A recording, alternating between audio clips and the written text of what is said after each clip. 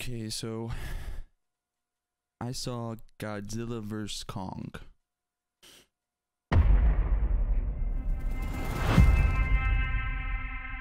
This is our only chance.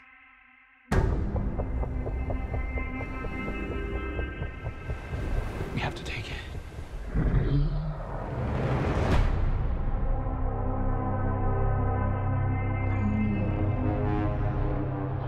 We need Kong.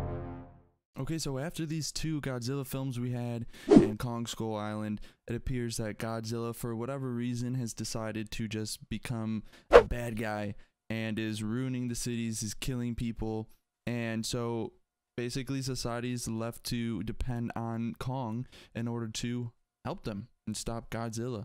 There's more to this film than just that, and I'll get into it. I guess I could just get into the film, and let me start off with saying this.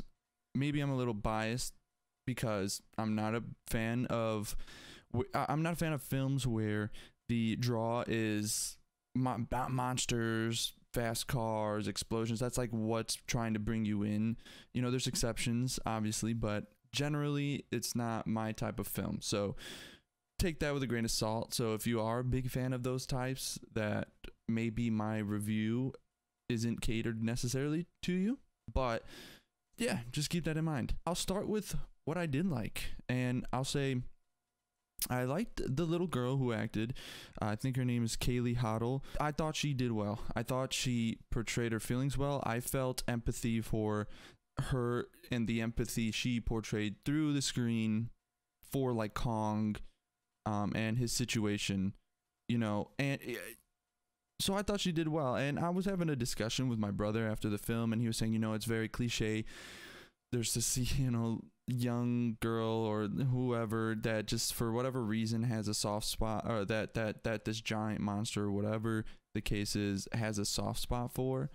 And you know, it is cliche, but I just think, you know, she did well acting. And I think for a kid, maybe it's easier for a kid because they, you know, their imaginations run wild. I just think, you know, it's gotta be tough to act like that and have feeling for something that's not actually there. And you know what, maybe she was perfect for the role. You know, she's looks like she's maybe 9, 10, maybe the last 5 years, you know, her imaginary friend was King Kong, and so she's just been prepared for this role, and that's why it comes off so natural. Either way, I think it's tough for a kid to act like that for something that's not actually there. And so that you know, I thought it was good.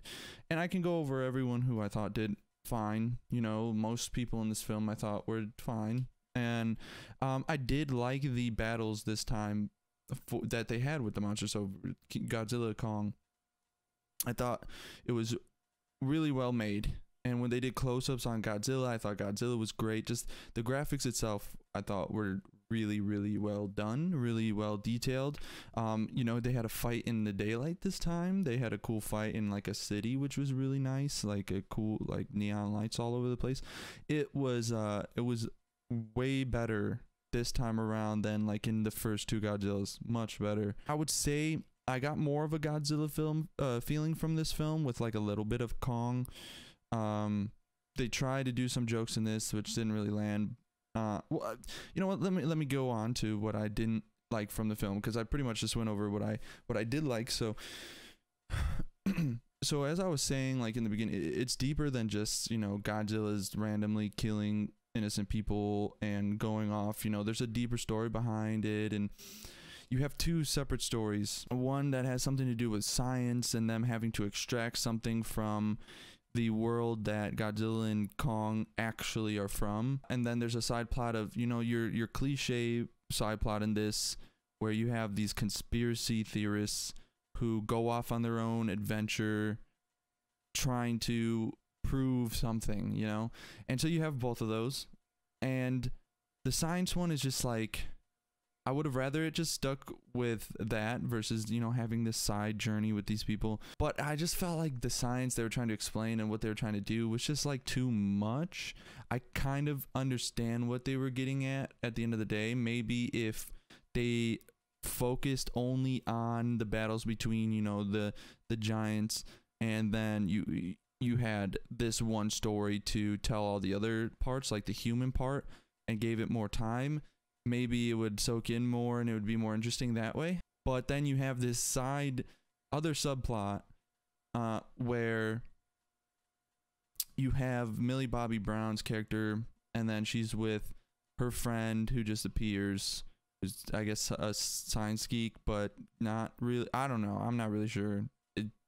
I couldn't really tell. And then we had the one like crazy conspiracist that they met up with that Millie Bobby Brown was really interested in, and he's just this overly crazy conspiracist. When you get to a point of someone acting the way that they're acting is so overboard, and I don't know if that was due to, you know, his choices or if that's what like he was directed to act like.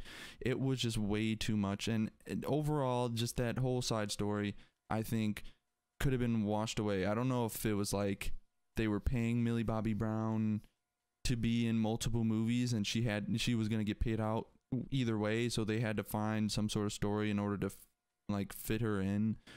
I don't know. I just think that whole part and all those characters didn't need to be in the film whatsoever. And obviously you have Godzilla vs. Kong.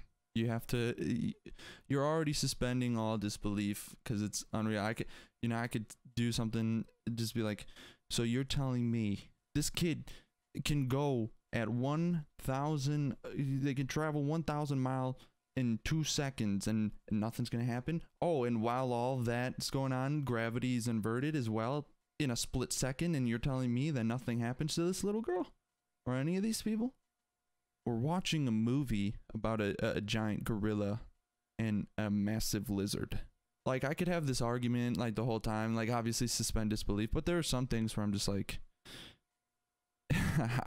in my mind I was like, this doesn't make sense, but I'm like, I'm watching Godzilla vs. King Kong, so I guess. But yeah, I mean, that's really my thoughts on this film. Again, not my type of film. If you liked Godzillas, you probably like this one.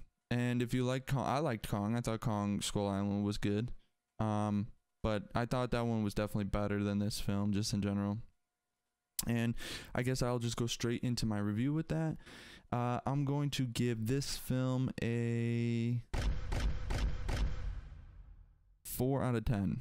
A flat 4. Just a 4.